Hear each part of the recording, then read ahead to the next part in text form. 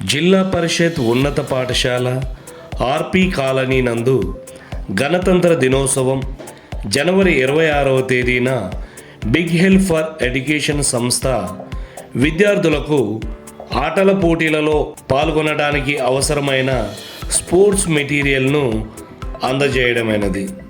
ఈ స్పోర్ట్స్ మెటీరియల్లో shuttles, skipping ropes,